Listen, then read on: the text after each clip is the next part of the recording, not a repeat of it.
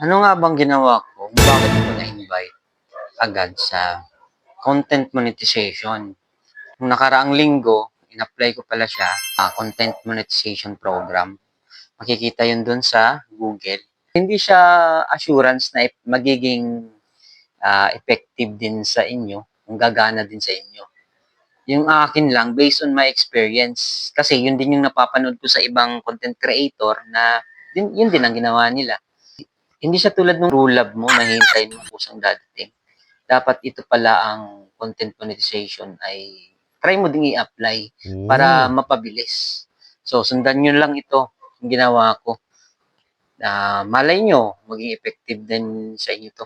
Una, i-search nyo content monetization beta. Tapos, click interested. Kailangan mo ng email address, Facebook link, at other media account. I-type ang email, pumunta sa Facebook profile, at i-copy ang link. I-paste ang link sa pangalawang patlang. I-open ang Instagram account, pumunta sa profile picture, click ang shared profile, then copy link.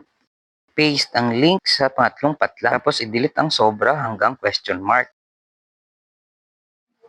Tapos, i-click ang let's do this at tapos na. So, yun lang mga idol. Huwag nyo nang ipasa sa iba.